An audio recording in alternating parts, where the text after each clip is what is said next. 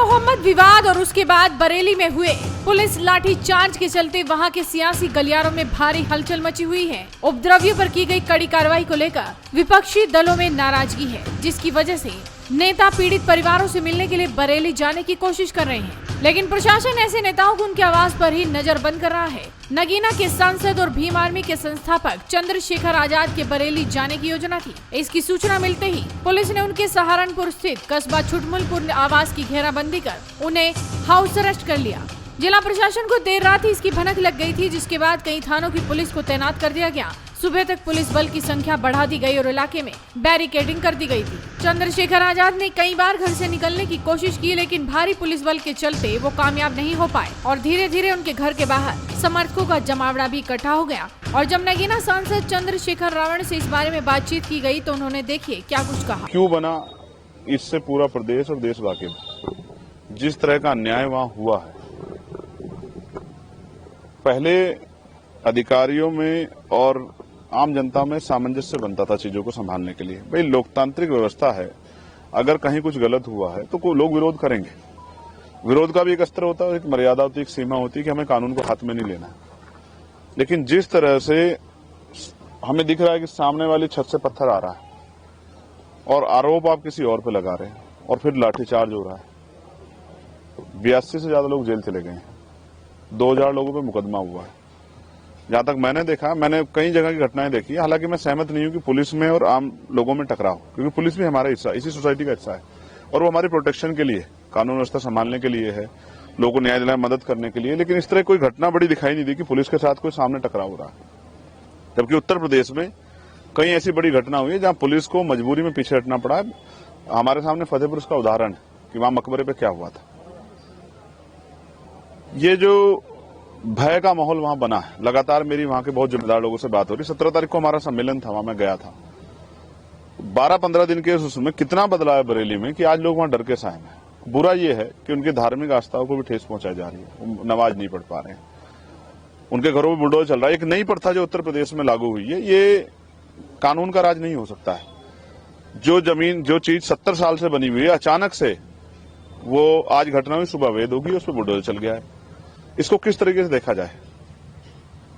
आप कोई जांच नहीं कर रहे हैं, आप निर्दोष लोगों को जेल भेज रहे हैं। ये जो अन्याय है, ये अन्याय अगर हम सहते हैं तो फिर हमें भी कल जवाब देना पड़ेगा। वो सुना ना आपने, जलते घर को देखने वाले, फूंस का छप्पर आपका है, आग के पीछे तेज हवा है, आगे मुकद्दर आपका है। तेरे कत्ल पे मैं भी चुप था, मेरा नंबर अब आया, मेरे कत्ल पे तू भी चुप है, अगला नंबर आपका है। ये कल, आज जो वहां हो रहा है, कल उत्तर प्रदेश के किसी और जिले में भी होगा। कब तक चुप्पी रखेंगे?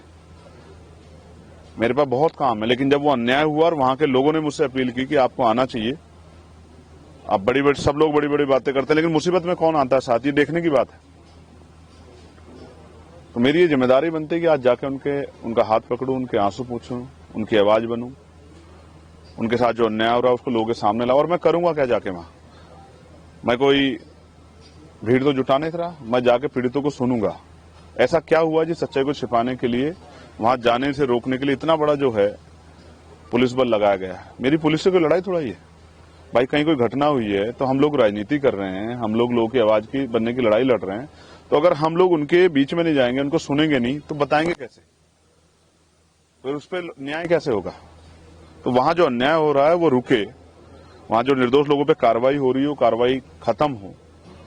वो जो वहां जो डर का माहौल है, भय का माहौल है, वो एक अच्छे माहौल के रूप में, सौहार्दपूर्ण माहौल के रूप में उभरे। ये जो माहौल बना हुआ है, इसमें लोगों को कुचला ना जाए। मैं बहुत जिम्मेदारी से कह रहा हूं कि लोकतंत्र को कुचला जा रहा है बरेली में, और अधिकारियों की, एडमिनिस्ट्रेशन की जिम्मेदारी है कि वो लोगों में इस तरह का जो है सामंजस्य, सौहार्दपूर्ण माहौल जो है बहाल कराएं कि लोगों का ये भय खत्म हो और ये जो अन्याय हो रहा है ये खत्म। लेकिन आज मैं क्यों जा रहा हूं? क्योंकि हालात ऐसे बन गए हैं, और ऐसे समय में भी अगर आज कमजोरों के साथ नहीं खड़ा हुआ तो कल जवाब कौन देगा? आज सब लोगों की निगाह बरेली की तरफ है कि बरेली में जो अन्याय हो रहा है। हैदराबाद से मुझे फोन आए, महाराष्ट्र से मुझे फोन आए, तमाम जो जिम्मेदार लोग हैं, जो इस दर्द को, तकलीफ को देख रहे हैं, उन्होंने मुझे फोन किए कि आपको जाना चाहिए। और मैं वहां जाता हूं जहां अन्याय की पराकाष्ठा हो जाती है, अन्याय सीमा को लांघ जाता है। तो मुझे रोकने से क्या होगा? अन्याय रोकिए ना, झूठी गिरफ्तारियां रोकिए। ये नया जो ट्रेंड बना है कि थाने में आदमी पैरों पे चल के जाता है और बाहर जब आता है तो लंगड़ाता हुआ आता है। तो पुलिस को पीटने का अधिकार किसने दिया है? क्या उन लोगों के मेडिकल हो रहा है? क्या आईपीसी की कोई, अब तो बीएनएस होगी, बीएनएस की कोई धारा ऐसी कहती है कि पुलिस पीट सकती है? तो ये मैं समझता हूं पुलिस को आगे करके, पुलिस को मोहरा बना के जो सरकार करवा रही है, कल जब क्रॉस एफआईआर होंगी, लोग कानूनी रूप से लड़ाई लड़ेंगे, तो ये पुलिस के भाई फंस जाएंगे और सरकार एकदम जो है पल्ला झाड़ ले, कहेगी हमें पता ही नहीं इन्होंने ऐसा क्यों किया।